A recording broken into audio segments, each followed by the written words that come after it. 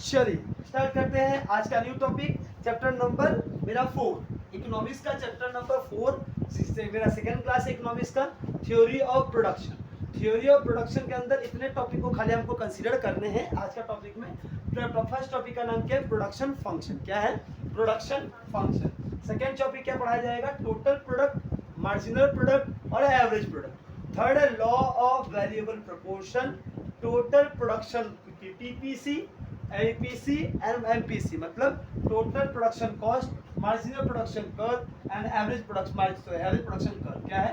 Total production curve, marginal production curve and average production curve. Relationship between AP and MP, average production marginal production में क्या relation है, और return to scale. इन सारे बातों को हमको पढ़ने हैं। ये बात पढ़ते ही मेरा आज का इकोनॉमिक्स का टॉपिक खत्म।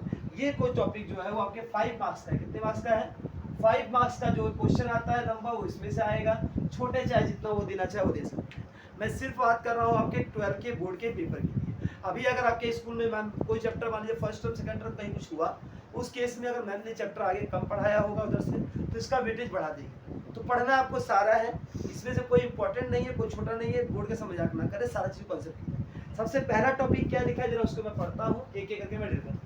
पहला टॉपिक है प्रोडक्शन फंक्शन। क्या है?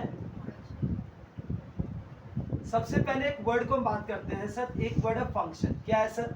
फंक्शन मतलब होता है रिलेशनशिप। अगर मैं बात करता हूँ फंक्शन के ऊपर, तो बोला function is nothing but a relationship between two things. दो चीज के मध्य क्या संबंध है, इसको रिफ्रेश करने को हम हमेशा क्या बोलते हैं? Production. A function, only function. अगर हम बोला कॉस्ट फंक्शन, बात एक ही है। बोला प्रोडक्शन फंक्शन, एक ही है। सर रिवेन्यू फंक्शन, एक ही है। फंक्शन का सिंपल सा मतलब होता है दो व्यक्तियों के बीच में या दो सामान के बीच में या दो चीज के बीच में क्या करना? एक संबंध स्थापित करना। इसको हम बोलते हैं फंक्शन। अभी हम किसका पढ़ रहे हैं? Production function. Sir production function में क्या होता है सर? एक होता है आउटपुट और ये होता है इनपुट। इनपुट कौन सा वेरिएबल हो जाएगा सर? इंडिपेंडेंट। क्या? और ये क्या है sir?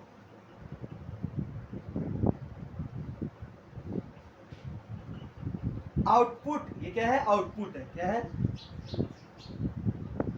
Output is a independent variable and in input. Sir ये आपका जो ये फैक्टर्स है, जैसे रिपीट करता हूँ, आपने क्लास इकोनॉमिक्स के फर्स्ट क्लास से पढ़ा होगा कि कोई भी सामान के प्रोडक्शन मतलब बनाने के लिए क्या क्या इनपुट लगता है सर? मेरे पास फैक्टर ऑफ प्रोडक्शन क्या क्या होता है? Factor of productions. कोई भी सामान को प्रोड्यूस करने के लिए कितने फैक्टर्स है सर? एक होता है लैंड, एक होता है लेबर, एक होता है कैपिटल, एक होता है ऑर्गेनाइजेशन। इसी को बोलते हैं इंटरपेनियर। क्लियर है? There is a fourth factor of production in which we are considering only two factors which are helping the production, because land is a not a any factors. ये कोई influence नहीं डालता sir, जमीन तो हर जगह है। अब लैंड कोई भी लेके काम कर लीजिए, ये कोई फैक्टर प्रोडक्शन नहीं है। ये आपको इनहेंस और प्रोडक्शन में मदद नहीं करता सर। मैनेजमेंट आपकी सेलिंग मदद करता है, प्रोडक्शन मदद नहीं करता। तो ये दो चीजों को मैं इग्नोर कर दूं तो मेरे पास कितने फैक्टर प्रोडक्शन रहेगा? दो। कौन कौन से है सर? एक है लेबर, एक है कैपिटल। क्या है? लेबर को मैं रिप्रेजेंट करूंगा एल से और कैपिटल को रिप्रेजेंट करूंगा सर के से। सी से नहीं करूंगा, याद रखना। किससे करूंगा? Labour is represented by L and capital is represented by, याद रखना बेटा। अभी जब मैं इक्वेशन लिखूंगा तो ऐसे लिखूंगा कि सर कोई भी क्वांटिटी होता है जो आउटपुट होता है वो किस पे डिपेंड करता है? Function of labour and capital. Function of labour and capital. Labour कौन सा वेरिएबल है? डिपेंडेंट की इंडिपेंडेंट? सर लेबर जो मेरा है, हाँ सॉरी, कौन सा फिक्स्ड वेरिएबल है कि वेरिएबल है? तो फिक्स्ड है कि वेरिएबल है? सर लेबर जो है वो वेरिएबल फैक्टर है। कौन सा फैक्टर है?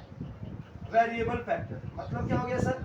अगर नंबर ऑफ यूनिट बढ़ाना होगा, आपको ज्यादा आउटपुट बनाना होगा, लेबर आवर ज्यादा लगेगा। क्या बोला मैंने? ये क्या लेबर रिप्रेजेंट क्या कर रहा है सर? Labour our. कितना घंटा वर्कर को काम करना पड़ेगा तो लेबर कॉस्ट होगा। तो एक वर्कर को मैंने बोला 12 घंटा काम करना, दूसरे को बोला तो 16 घंटा काम, तो ज्यादा घंटा काम करेगा ज्यादा पैसा लेगा। तो तो हम यहाँ पर जो लेबर को रिप्रेजेंट कर रहे हैं वो कौन सा लेबर रिप्रेजेंट कर रहा है, लेबर आवर। एक लेबर कितने घंटा काम किया, समझ में यहाँ तक अभी आया, किसी को यहाँ तक कोई दिक्कत है। फिर दूसरा कैपिटल होता है, फिक्स होता है सर, एक पूंजी है, बिजनेस चालू करने में इतना कैपिटल लगता है, तो कैपिटल एक सब फिक्स्ड है और लेबर क्या है, वेरिएबल, याद रहेगा। एग्जाम पूछेगा कौन सा फैक्टर कौन सा होता है, याद रह पाएगा। सिंपल सा, production function is a relationship between the amount of input you are using and the output you are producing। Production function वो रिलेशन है जो आपको बताता है कितना इनपुट का आप यूज करके कितना आउटपुट का आप प्रोड्यूस कर रहे हैं। इस रिलेशनशिप को हम क्या बोलते हैं, प्रोडक्शन फंक्शन। इस इनपुट में दो तरीके का इनपुट होता है, एक इनपुट आपका होता है वेरिएबल फैक्टर्स, एक होता है fixed factor. Sir labour is a variable factor and capital is a fixed factor, और other the two factor production land and organisation are should be ignored because it is not considered in our decision making, the production decision making। and the output, sir output is a dependent upon the input you are using। आप कितना labour our काम करवा रहे हैं और कितना पूंजी लगा के बिजनेस में रखे हैं, इस पे डिपेंड करता है कि आपका आउटपुट कितना बनेगा। क्या समझा है, इसी को हम क्या बोलेंगे, प्रोडक्शन फंक्शन। क्या किसी को समझने में दिक्कत है, मैं लिखा हुआ दूंगा, ऐसा मतलब आपको लिखना पड़ेगा, क्या लिखूंगा ऐसा कुछ नहीं सोचना, आपको सब लिखा लिखा मिलेगा, आपको लर्न करना है। क्या लर्न करना है, उन सारी बातों को मैंने हिंदी में खाली बोर्ड में लिखा, मैंने क्या बोला, production function is a relationship between what amount of input you are using and what amount of output you are producing. This relationship is known as a production function. There are the four factor of production in our market, land, labor, organization, in which the two are to be ignored. Only we are taking the two factor of production. First is the labor and second is the capital। labor is a variable factor and capital is a fixed factor। ठीक है, both the factor to be increase or decrease depend upon the output should be because they are independent। ये अपने आप बढ़ सकता है घट सकता है, इसका डिपेंड करता है मार्केट फोर्स के ऊपर। ठीक, कितना पूंजी लगाएगा, कितना लेबर घंटा काम करवाएगा, वो मार्केट डिपेंड करता है, वो डिपेंड करता है ऑर्गेनाइजेशन। लेकिन उसका आउटपुट कितना बनेगा डिपेंड करता है इनपुट के ऊपर। तो it is a dependent and is an independent factor. बताइए कोई दिक्कत है किसी को, हमें एक बार रीड कर दूं।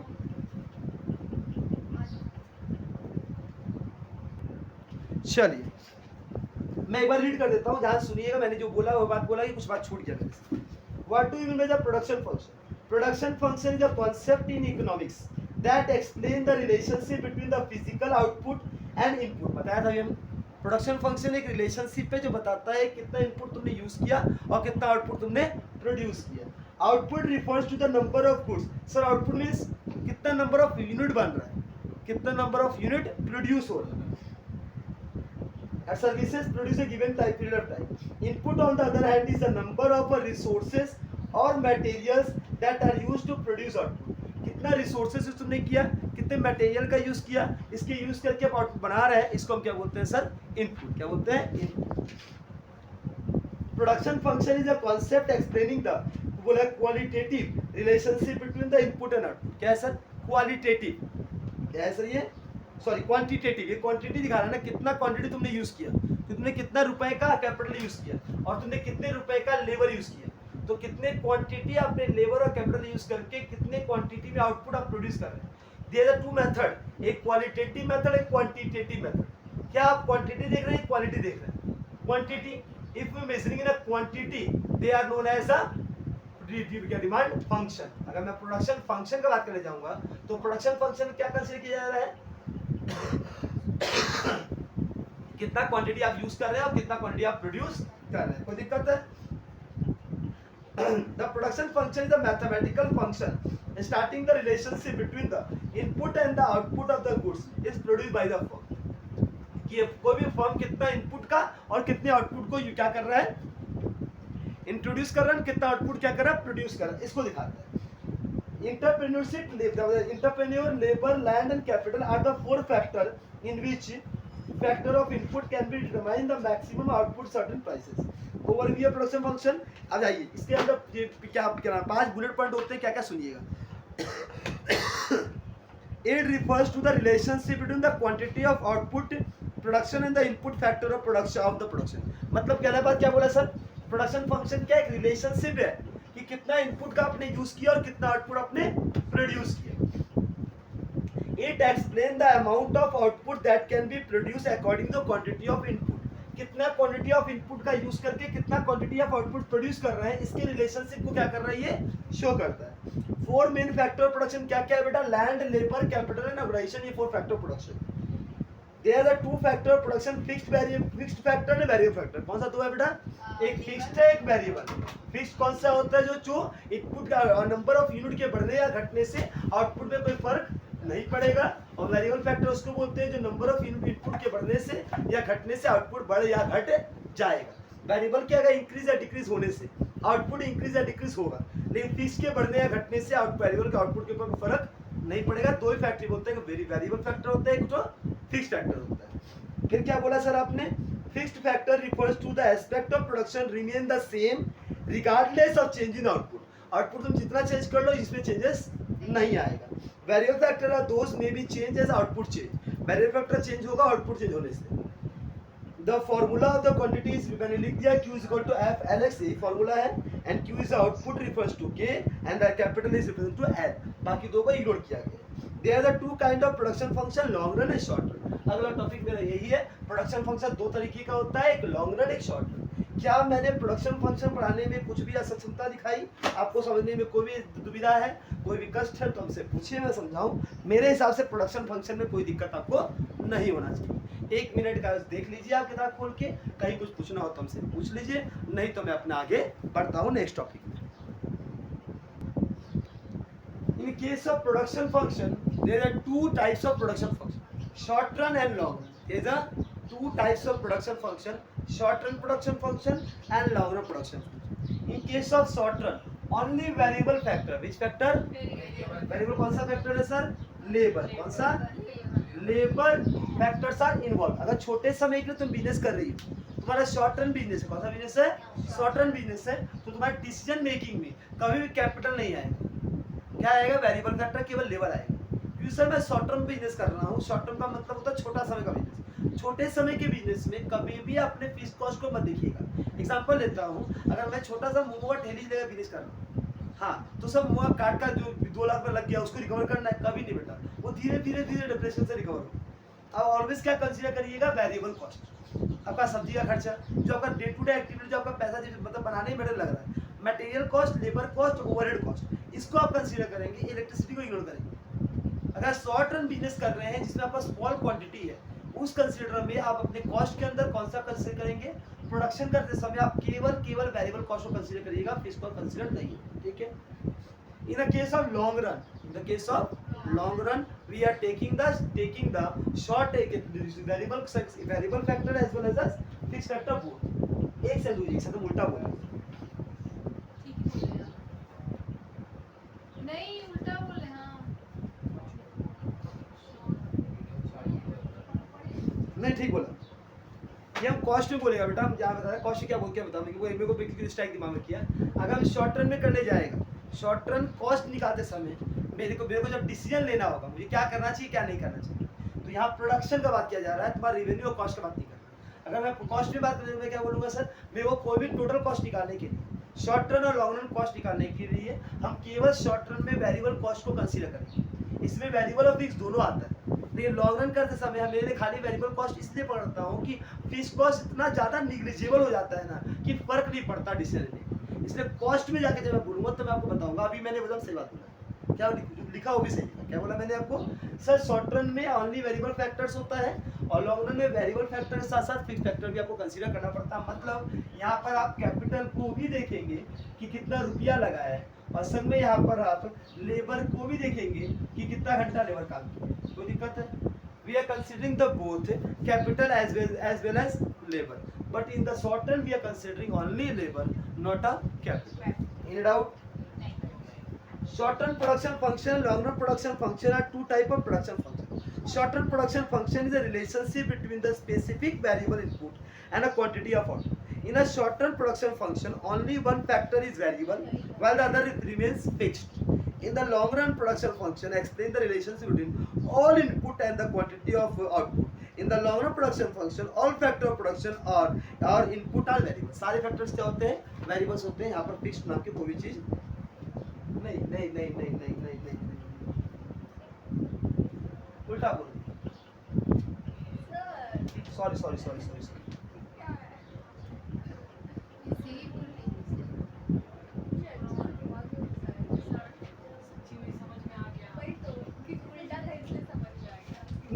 मैंने एक सही बोला बस।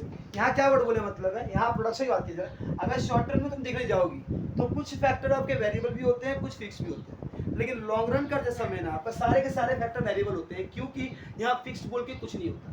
क्यों नहीं होता सर? एग्जांपल देता हूँ कि मान लो मैं 1 लाख प्रोडक्ट बना रहा हूँ, क्या कर रहा हूँ, अगर दिमाग से भी जो सही चलता है, 1 लाख प्रोडक्ट बना रहा हूँ, मेरे को 1 लाख प्रोडक्ट बनाने कितना लग रहा है, मान लो 2 लाख रुपया लग रहा है, 2 लाख रुपया लग रहा है सर। 1 लाख प्रोडक्ट बनाने का 2 लाख रुपया आपका फिक्स कॉस्ट, तो पर यूनिट कॉस्ट कितना होगा सर? 2 रुपया। क्या 2 रुपया आपके कोई डिसीजन में फर्क डालेगा? 2 रुपया का जगह कॉस्ट में मांग रहे, क्या मतलब पड़ रहा है?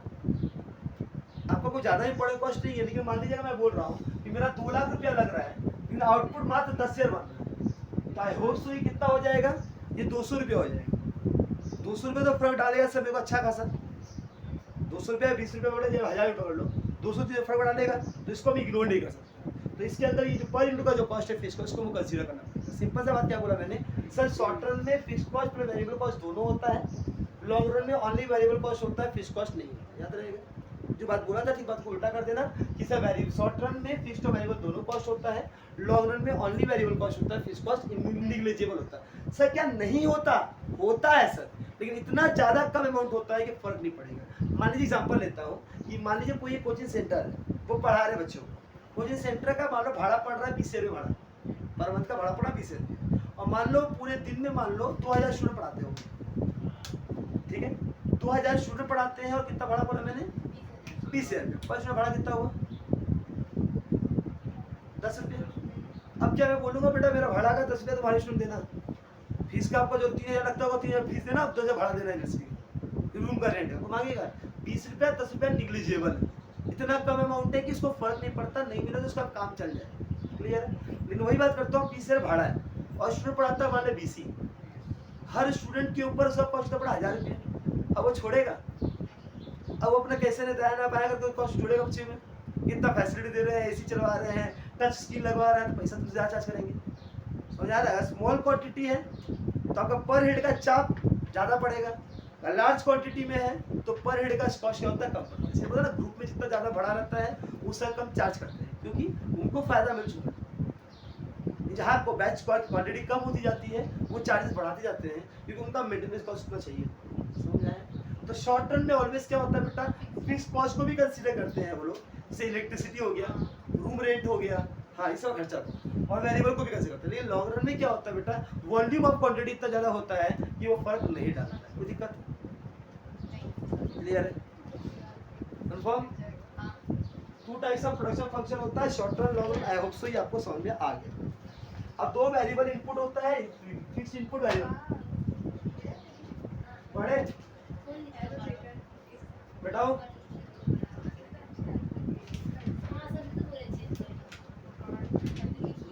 अब क्या लिखा पढ़िए बेटा,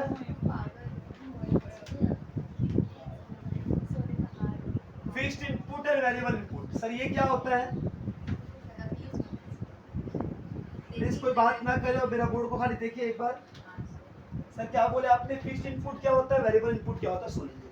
बोला गया input used in the production process as are categorized into 2 group, fixed input and variable input. Fixed input are those input engagement of which in the production process is fixed for a certain period of time, and the firm cannot make any charge in the volume of a fixed input in a shorter period of the time, or they are to be choice. For example, rent, salary of simple सा fix input उसको बोलते हैं, वो खर्चा sir, वो पैसा, हाँ जो आपके नंबर ऑफ यूनिट बढ़ने या घटने में कोई फर्क नहीं डालते हैं, उसको आप फिक्स सैलरी दे रहे हो एम्प्लॉय को, वो फिक्स है। अच्छा मान लो कोई एक वर्कर है जो 20 यूनिट बना रहा है पर मंथ में, एक वर्कर 18 यूनिट बना रहा है, क्या तुम सैलरी डिफर कर सकते हो? नहीं, 8 घंटा दोनों काम कर रहा है, सैलरी दोनों को इसके एफिशिएंसी के हिसाब से देना पड़ेगा। तो ये असली में ये लेबर इंटेंसिव टेक्निक और क्या नाम है वेजेस तो कॉस्ट में पढ़ाया जाता है, आप लोग वहाँ पढ़ाया जाएगा लेबर के चैप्टर में, 2 अलग मेथड आप निकालते हैं, टाइम के हिसाब से और लेबर के हिसाब से। अभी जस्ट हम नॉर्मल बात करते जाता हूँ। आप किसी ऑर्गेनाइजेशन में काम करने जाते हैं, आप किसी ऑर्गेनाइजेशन में काम करने जाते हैं तो वहाँ तो सिंपल से एक बात है कि तुम कितना घंटा काम करके टाइम के हिसाब से किया गया। मैंने आपका जो बुकिंग किया है पढ़ा रहा हूँ टाइम के हिसाब से, पर मंथ आपको सैलरी देना है, सीधा क्वेश्चन है। हम टाइम ज़्यादा दे टाइम कम दे, सिलेबस खत्म करना मेरा जिम्मेदारी है और समय के अंदर आपको फीस देना आपका जिम्मेदारी है। क्लियर क्वेश्चन है? मेरा आपका रिलेशन केवल टाइम के हिसाब से है, क्लियर क्वेश्चन है। तो टाइम के हिसाब से होने से आपके क्या नंबर ऑफ यूनिट कितना दे रहा हो कितना बड़ा, उससे फर्क पड़ेगा। तो सैलरी का जो खर्चा है, रेंट का खर्चा है, क्या वो फिक्स है कि वेरिएबल है? क्या आउटपुट अब ज्यादा बड़ा है, एग्जाम्पल लेता हूँ, इस रूम का रेंट कितना लगेगा या इस रूम का इलेक्ट्रिसिटी का बिल कितना आएगा, वो क्या स्पीड में करता है, कितना स्टूडेंट बैठा है, नहीं फिक्स्ड एक स्टूडेंट बैठे चाहे 100 बैठे चाहे 20 बैठे चाहे 5 बैठे, फीस उतना ही लगेगा, रेंट का बिल उतना ही है, बिल उतना ही है। क्लियर है। तो ये कौन सा कॉस्ट हुआ, फिक्स कॉस्ट। वेरिएबल कॉस्ट जिसको बोलते हैं सर, वो कॉस्ट जो नंबर ऑफ यूनिट के बढ़ने से बढ़ जाएगा, नंबर ऑफ यूनिट के घटने से घट जाएगा। मटेरियल का सर ज्यादा आउटपुट बनाना है, अगर 500 यूनिट बनाना है तो उसके मटेरियल ज्यादा लगेगा, कम बनाना है मटेरियल कम लगेगा। लेबर का जो वेजेस है वो तो फिक्स है। हाँ, ये ओवरहेड, मेंटेनेंस कॉस्ट, कोई भी सामान लगाने का खर्चा, ये सब क्या हो गया बेटा, ये वेरिएबल हो गया। नंबर ऑफ यूनिट के बढ़ने से बढ़ेगा, नंबर ऑफ यूनिट के कम होने से कम होगा। क्या इसमें कोई दिक्कत है फिक्स्ड वेरिएबल आउटपुट में? ये क्लियर हो चुका आप लोगों को। अब इसमें दो टॉपिक था, एक शॉर्ट रन एक लॉन्ग रन। क्या था?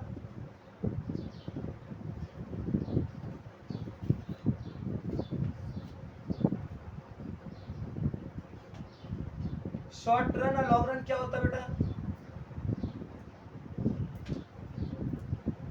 शॉर्ट रन प्रोडक्शन फंक्शन, एक long run production. Short run का मतलब होता है सर छोटे समय के लिए बिजनेस कर रहे हैं। शॉर्ट रन में दो चीज याद रखना बेटा, फिक्स्ड प्लस वेरिएबल दोनों आते हैं। क्या होता है? फिक्स्ड प्लस वेरिएबल, और ये ओनली वेरिएबल। क्या होता है? लॉन्ग रन में ओनली वेरिएबल कॉस्ट होता है, वेरिएबल प्रोडक्शन लगता है, और शॉर्ट रन में फिक्स्ड दोनों लगता है। In a short run, there are both fixed and variable input. Fixed input are the resources that can be easily adjusted in the short run, such as size of production facility or machine. Variable input, on the other hand, charge to adapt to changes in output level, such as labor and raw material. समझ आ गया? Simple सा खाली ध्यान रखना, short run में क्या होता है, फिक्स प्लस वेरिएबल दोनों होता है, लॉन्ग रन में क्या होता है, ओनली वेरिएबल कॉस्ट होता है। यहाँ तक में हमको लगता नहीं कोई दिक्कत होगा, यहाँ तक आपको समझ आ गया। तो इसका डिफरेंस कीजिए, माथा ना फोड़ के अपना मेन टॉपिक के अंदर आगे बढ़ो।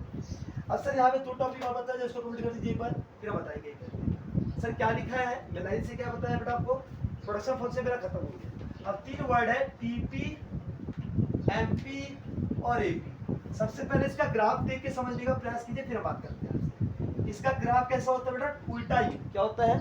उल्टा यू। उल्टा यू क्यों होता है सर, बताता हूँ। ये हो गया टीपी, कौन सा कर्व है, टीपी।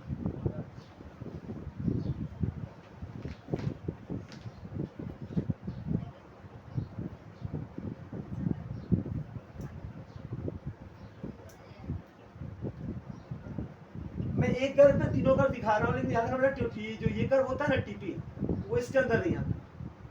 उसके बाद हटा देता हूँ, ठीक है। ये चीज दिखाई दे रहा है, मैं ये चीज पहले यहाँ से उठा दिया, एपी एमपी रिलेशन बता देता हूँ, फिर आपको क्लियर हो, फिर दो ग्राफ एक साथ में दिखा दूंगा। सिंपल क्या है सर, एपी और एमपी क्या होता है सर, टीपी का मतलब होता है total production.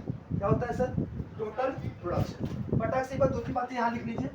TP is equal total production का मतलब क्या होता है सर, कितना आपने आउटपुट बनाया है, कितना नंबर ऑफ आउटपुट आपने बनाया है।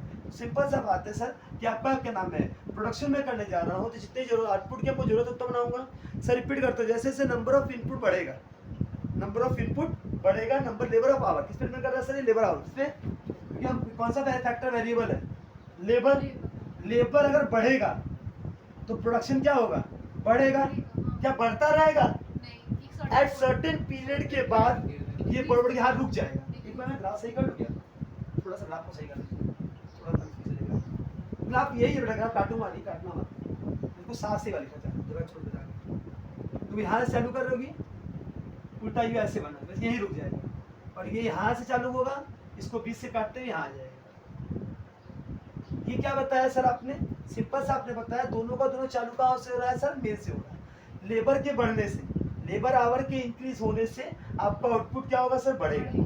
कब तक बढ़ेगा सर, एक सर्टेन पीरियड तक। इस पीरियड को हम बोलते हैं सर, यहाँ पे क्या हो रहा है सर, यहाँ पर marginal production greater than average production है। क्या है सर, जब तक आपका लेबर आवर बढ़ेगा, जब तक आपका लेबर यूनिट बढ़ेगा तो मार्जिनल प्रोडक्शन मतलब जैसे आपका नंबर ऑफ यूनिट बढ़ रहा है, तो आपका जो मतलब एक यूनिट बढ़ाने में लेबर आवर लेता हूँ,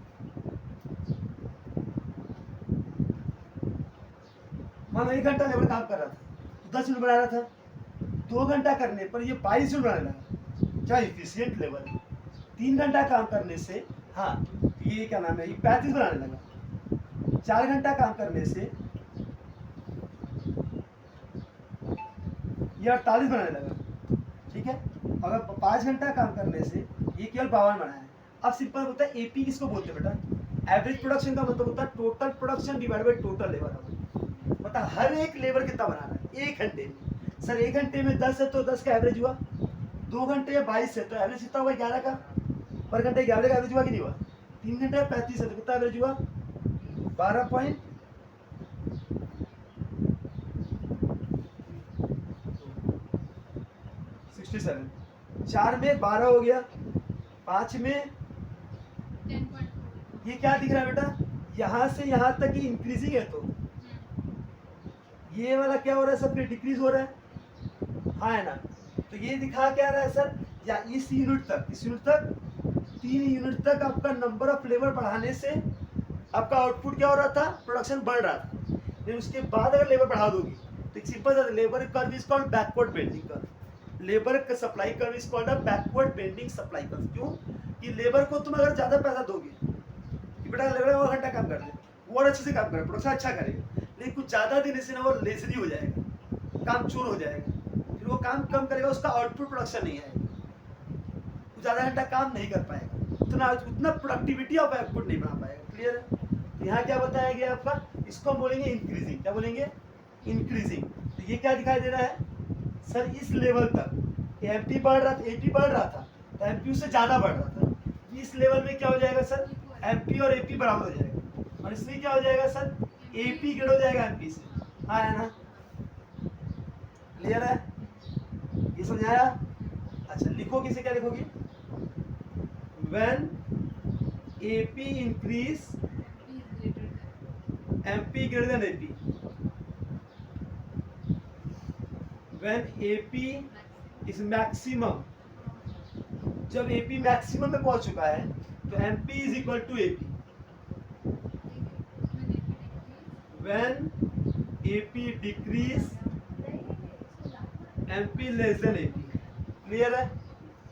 चौथा point, AP never be zero और निगेटिव, एमपी में भी जीरो और निगेटिव, याद रहेगा। बस इन बातों को लिखोगी। अच्छा एग्जाम में क्वेश्चन अगर ये आया, relationship between the AP and MP, सबसे पहले एवरेज प्रोडक्शन का डेफिनेशन लिखोगी। क्या बोलोगी, average production means total production you are producing divide by total labour hour. मतलब बोल रहा हूँ सिंपल सा कि मान लो मैंने पाइस्टूल बनाया 2 घंटा लेबर काम करके या 2 लेबर काम करके, तो पर लेबर का एवरेज कितना हुआ 11। तो एवरेज प्रोडक्शन मतलब क्या होता है, total labour our, total production of output divide by total labour our. ठीक है, तो पर हर घंटे का लेबर कितना बना रहा है इसको हम बोलते हैं एवरेज प्रोडक्शन, याद रहेगा। सर मार्जिनल प्रोडक्शन क्या होता है सर, सिंपल से इसको देखो सर, मार्जिनल प्रोडक्शन होता है change in total labour, total production में चेंज इन आउटपुट। आपने क्लास 11 से पढ़ते आ रहे हैं, मार्जिनल कॉस्ट, मार्जिनल यूटिलिटी। हम मार्जिनल क्या बताया था, आपको बताया था सर, मार्जिन मतलब 1 एक्स्ट्रा यूनिट बनाने के लिए जितना आपको एक्स्ट्रा लगता है उसको मार्जिन बोलता हूँ। सर एक लेबर काम कर रहा है 10 यूनिट बना लिया, एक लेबर जो एक्स्ट्रा आया उसके लिए कितना बनाया लगा, 10 से 22 हुआ, 12 एक्स्ट्रा हुआ ना। ये अगर एक लेबर आता 10 रहता, दूसरा जो लेबर आया है उससे कितना प्रोडक्टिव बढ़ा सर, 12, कितना बढ़ गया, कितना इंक्रीज हुआ, 12 इंक्रीज हुआ था। सर 2 लेबर 22 बना ही रहा था, जो तीसरे लेबर को डाले हैं उस तीसरे लेबर के आने से कितना इंक्रीज हुआ, इसमें से इसको माइनस करो, कितना हुआ 13, कितना हुआ। सर चौथा लेबर आया है, चौथा लेबर आने से कितना इंक्रीज हुआ, सर कुछ भी इंक्रीज नहीं हुआ, 13 का 13 था। पांचवा लेबर तुम ला दिए, पांचवा आने से कितना बढ़ा सर, ओनली 4, समझ आ रहा है। तो यहाँ क्या दिखा रहा है सर, ये इंक्रीजिंग है, ये कांस्टेंट है, ये डिक्रीजिंग है, और कुछ और आगे बढ़ोगे ना, हाँ घटने लगे, दिखा देता हूँ। सर छठा लेबर आया, उसके आने से 50 से हुआ, जो बढ़ रहा था घट गया, तो इसको हम क्या बोलेगा सर, ये कितना हो जाएगा 6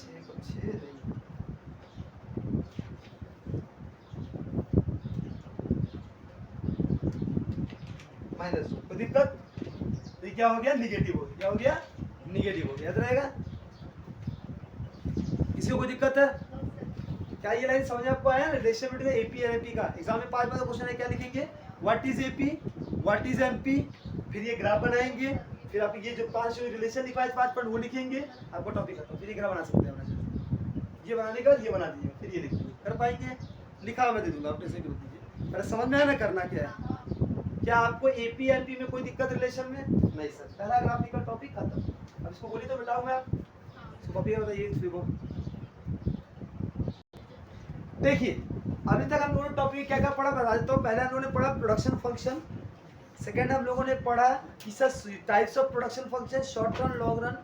शॉर्ट रन में दो होता है सर, फिक्स्ड और वेरिएबल। लॉन्ग रन में सिंगल होता है, only variable. Sir long run में वेरिएबल ही क्यों होता है? सर लॉन्ग रन में फिक्स्ड होता है लेकिन उसका कॉस्ट इतना निग्लिजिबल होता है कि वो मेरे डिसीजन में मेरा मेकिंग में मदद नहीं करता, इसीलिए लॉन्ग रन में ओनली वेरिएबल प्रोडक्शन हम बोलते हैं। ठीक है, फिर हम लोगों ने पढ़ा फिक्स्ड कॉस्ट वेरिएबल क्या होता है प्रोडक्शन, और क्या नाम है वेरिएबल प्रोडक्शन क्या होता है बताया हम लोगों ने। फिर हम लोगों ने पढ़ा रिटर्न, अब दो जो होता है बेटा लॉ एक। फिर हम लोगों ने पढ़ा टीपी एपी और एमपी का रिलेशन। टोटल प्रोडक्शन का मतलब होता है नंबर ऑफ यूनिट के बढ़ने से।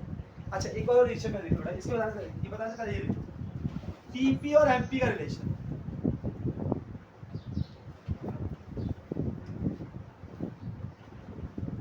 जब तक टोटल प्रोडक्शन बढ़ेगा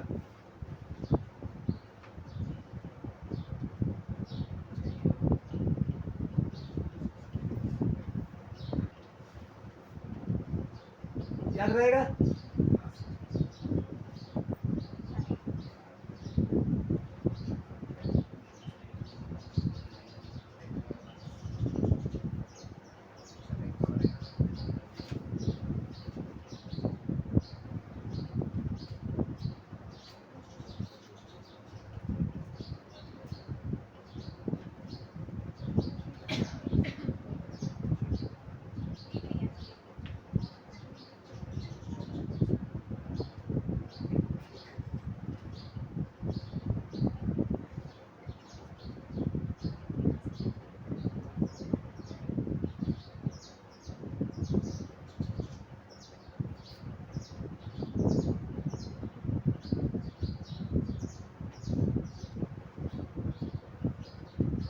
तीन बार बोल, जब तक टीपी बढ़ेगा इंक्रीज होगा, एमपी पॉजिटिव होगा डिक्लाइन करता जाएगा, लेकिन पॉजिटिव होगा।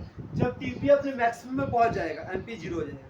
जब टीपी डिक्रीज होने लगेगा एमपी नेगेटिव हो जाएगा। याद रहेगा। एपी एमपी रिलेशन बता दिया, टीपी एमपी रिलेशन बता दिया। ठीक है, चलिए पहले कराया हो अभी हम लोग। ठीक है, अब आते हैं सर मेरे लॉ वेरिएबल प्रोपोर्शन। पहले इसको कॉपी काटो बस।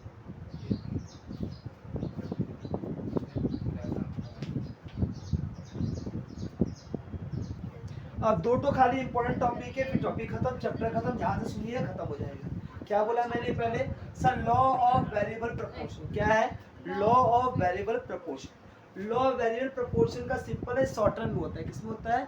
शॉर्ट रन में। जहाँ भी शॉर्ट रन का बात करेगा तो आपको पता होना चाहिए यहाँ पर फिक्स के साथ साथ वेरिएबल दोनों आएगा। क्या आएगा?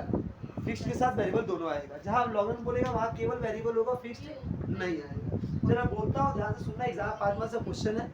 लिखना क्या क्या है? सब पहले डेफिनेशन लिखना है, फिर इसका 3 एजम्पशन लिखना है, फिर इसका एक्सप्लेनेशन लिखना है, फिर आपका टॉपिक। 3 चीज लिखें तब आंसर मिलेगा। क्या बोला सुनिए। The law of variable proportion or return to factor of play an important role to study the theory of production. The law of variable proportion states that as increase in the quantity of only one input while keeping other input fixed, the total product increase initially at an increasing rate, then a decreasing rate, and finally at a negative. फटाक से लिखो ये एक बार। It states that, एक बार सबको लिख लो बेटा। It states that as we increase the quantity of only one input while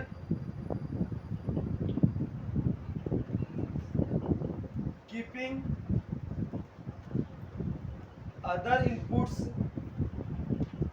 fixed, the total product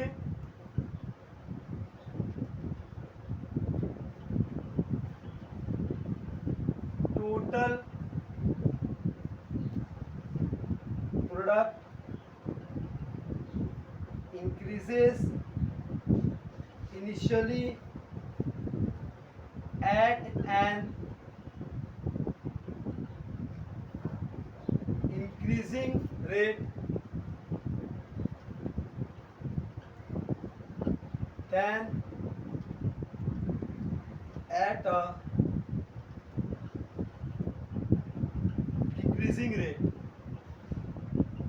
and finally at a negative rate. ये क्या लिखा सर, पढ़िए एक बार।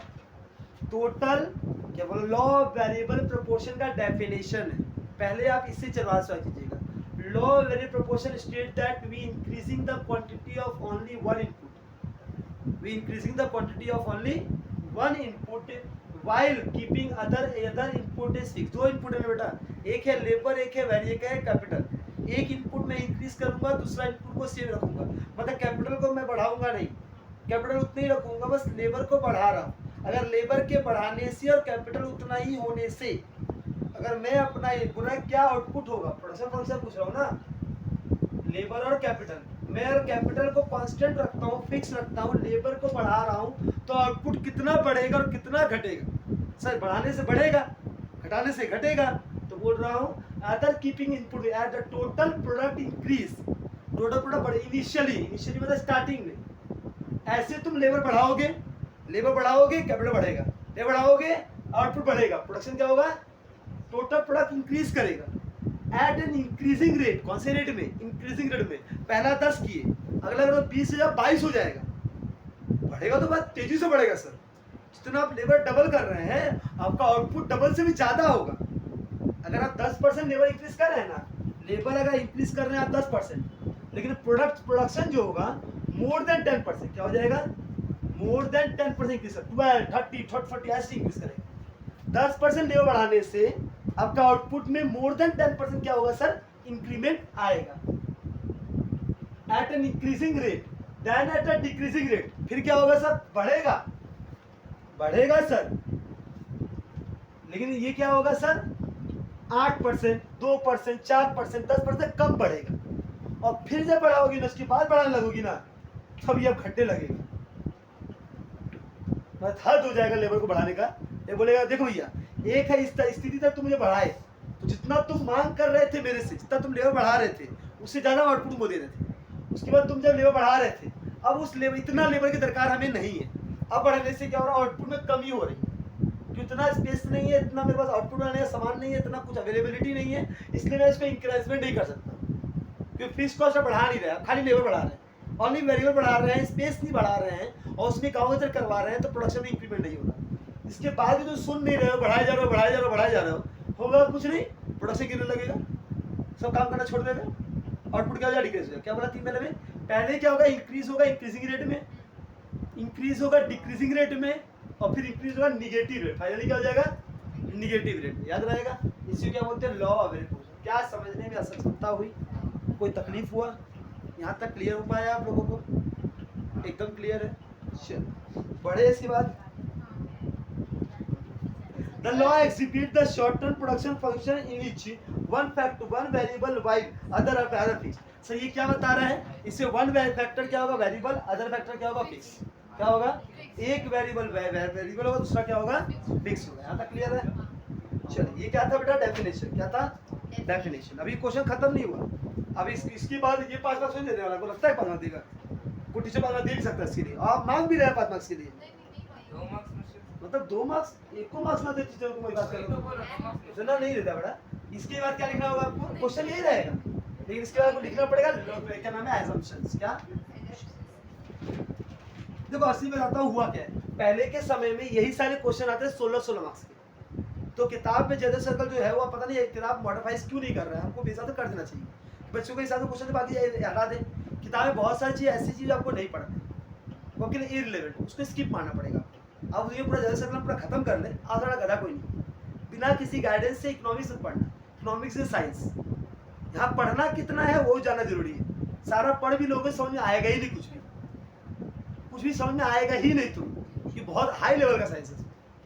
इसलिए रिक्वेस्ट है, जितना मैं बोलता हूँ उतना ही काम किया, जो मैं छोड़ता हूँ उसको ट्राई भी मत करना समझने कि वो आएगा ही नहीं, बेकार है, कभी एग्जाम में भी नहीं पूछे।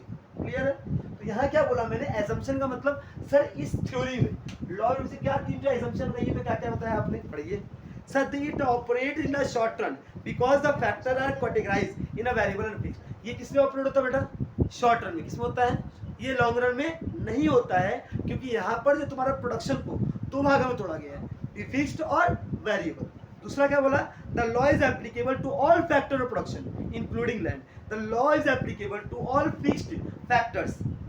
ये सारे फिक्स फैक्टर को कंसीडर किया है, लैंड को भी दिया गया है, हाँ कैपिटल को भी दिया गया है, और एंटरप्रेन्योरशिप को भी दिया गया है, क्योंकि जो इम्पैक्ट नहीं डालता है लेकिन फिक्स को कंसीडर किया गया है।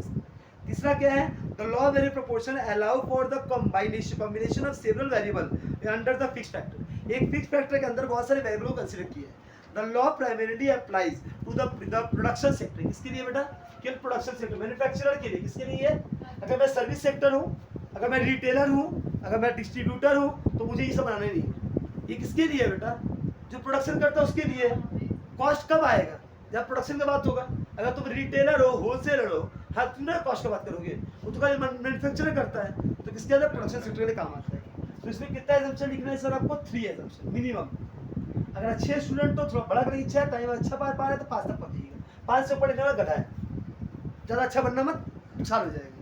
तो अगर तुम लगते हो कि नहीं सब बहुत कम लिखने की इच्छा है, बहुत कुछ याद करना, 3 से नीचे कम लिखना, मार्क्स काट देगा वो। 3 लिखने तो फुल मार्क्स दे देगा। लेकिन अगर चाहते हो सर मैम थोड़ी अच्छी लिखना जाती है, बड़ा पढ़ाई जाती है, 5 तक लिखना, 5 से ऊपर जाना है, 5 से ऊपर जाना ही नहीं चाहिए। अब आते हैं इसके 3 फिजिकल। क्या कोई दिक्कत है? ये हुआ 5 मार्क्स का। क्या क्वेश्चन पूछेगा? लॉ वेरिएबल प्रोपोर्शन लिखना होगा, 5 एजम्पशन लिखना होगा, टॉपिक खत्म। लेकिन इसके टाइप्स ऑफ नेचर कैसे है, ठीक है? ध्यान से देखिए अभी तक हम लोगों ने क्या पढ़ा था बेटा? थ्योरी ऑफ प्रोडक्शन में लॉ ऑफ वेरिएबल प्रोपोर्शन। किसका? लॉ ऑफ वेरिएबल प्रोपोर्शन का हम लोगों ने डेफिनेशन पढ़ा, हम लोगों ने क्या पढ़ा? इसका एजम्पशन पढ़ा। अब इसके टाइप्स पढ़ लेते हैं। क्या पढ़ते हैं? Types of phases. क्या बोलते हैं इसको? Phases of law of variable proportion. क्या फेजेस है बेटा? पहला फेज क्या है?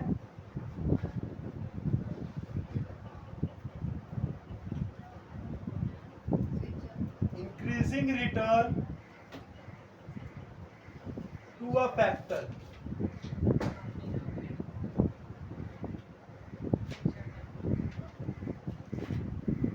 TP increases at an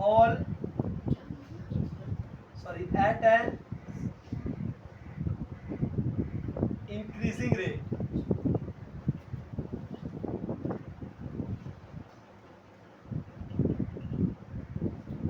Decreasing return to factor. TP increases at a decreasing rate.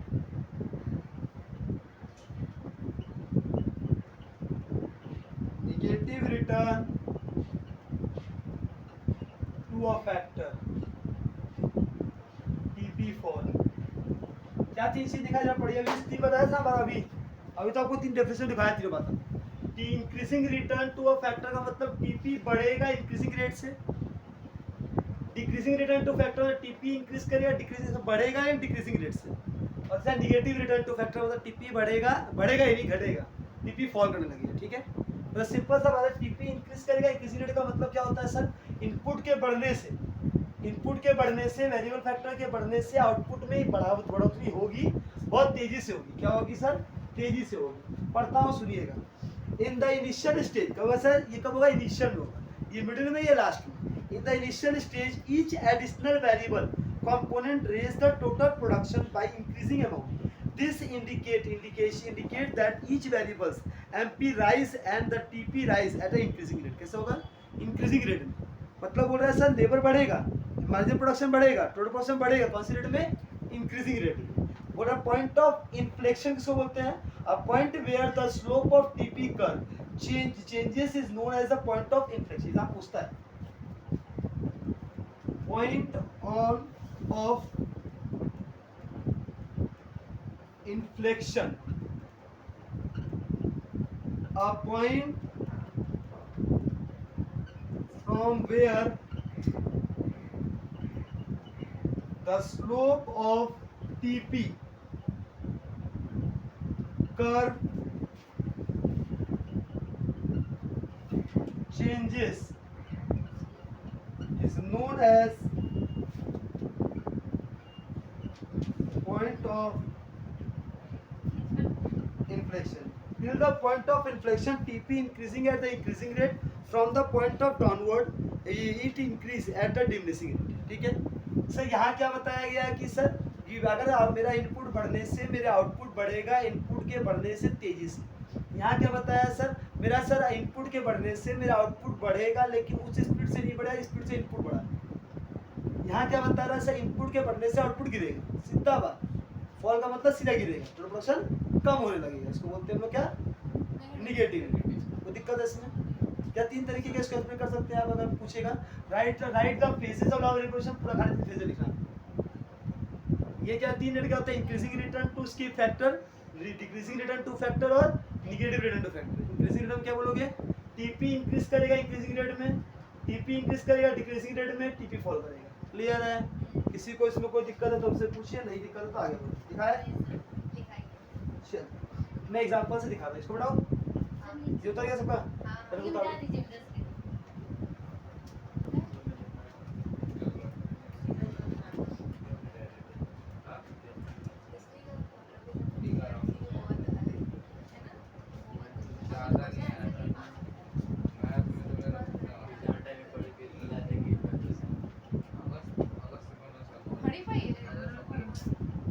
One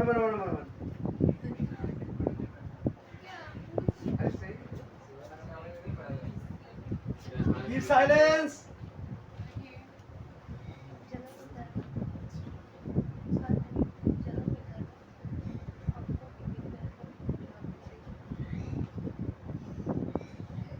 देखिएगा सर, एक लैंड था, एक लैंड में एक लेबर को रखने से 5 यूनिट बन रहा है। लैंड वही है, लैंड फिक्स फैक्टर है, लेबर क्या कर दिया, 2 कर दिया, प्रोडक्शन कितना हो गया, 20 हो गया। तो कितना एक्स्ट्रा हुआ सर, 15 एक्स्ट्रा कर दिया, बड़ा इंक्रीजिंग है भाई। फिर लैंड वही है, लेबर को बढ़ा दिया, 32 कर दिया सर।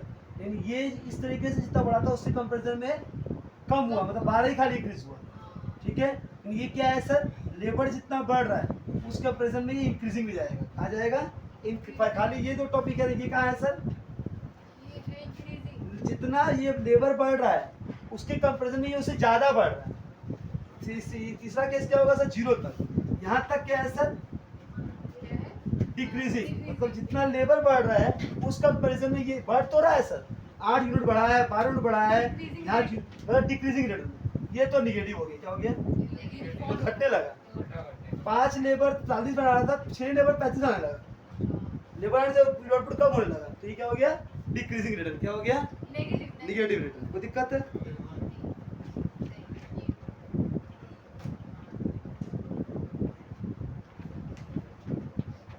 थोड़ा बोलिए, बढ़ाएगा लास्ट पेपर से रिटर्न टू स्केल, ये चैप्टर खत्म। बढ़ा दें?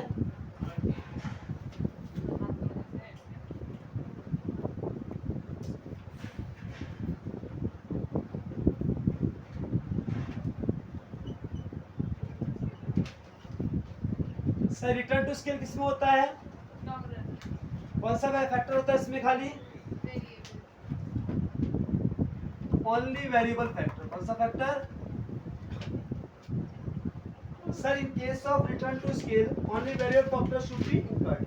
मतलब return to scale explain the behaviour output when the quantity of all factor production change in the same proportion when all the input are increasing at the same ratio. Following stages are noticed. Return to scale is a return that refers to the proportionately change in output after the amount of input in the production have been changed the same factor. Technological exhibition increasing, decreasing and constant return to scale.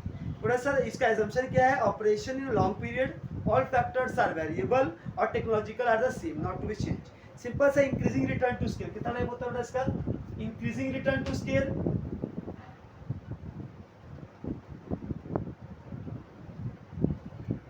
Decreasing return to scale, second constant होता है, constant return to scale और decreasing. Simple सुन बेटा, अगर मैं बोल रहा हूँ सर मैं लेबर बढ़ रहा है 10%, अगर मेरा प्रोडक्शन 10 से ज़्यादा 20% हुआ तो ये क्या कहलाएगा, इंक्रीजिंग। जितना लेबर बढ़ा है आउटपुट प्रोडक्शन उससे ज़्यादा हुआ। सर लेबर बढ़ा मेरा 20% और मेरा प्रोडक्शन भी इंक्रीज हुआ 20%, तो ये क्या कहलाएगा, कांस्टेंट। जितना तुमने लेबर किया जितना लेबर तुमने बढ़ाया और आउटपुट का उतना ही बढ़ा, जितना तुम लेबर इंक्रीज कर रहे हो आउटपुट का उतना ही इंक्रीज करेगा, तो क्या कहलाएगा? Constant return to scale. जितना लेबर बढ़ा आउटपुट उससे ज़्यादा बढ़ गया, इंक्रीजिंग। सर लेबर आपने बढ़ाया है 10% और आउटपुट केवल बढ़ा है 5%, ये क्या कहलाएगा? Decreasing return to scale. बस इस तीन को बोलना था टॉपिक का। एग्जाम में आपके क्या क्वेश्चन आ सकते हैं? Law of return to scale का 3 पार्ट 5 में आ सकता है, लॉ ऑफ वेरिएबल प्रोपोर्शन आ सकता है, हाँ टीपी एमपी एपी का रिलेशन आ सकता है, टीपी एम्पियर रिलेशन आ सकता है, एपी एम्पियर रिलेशन आ सकता है, प्रोडक्शन फंक्शन आ सकता है। कोई दिक्कत? चैप्टर नंबर 4 का खत्म। कोई डाउट? Thank you, bye.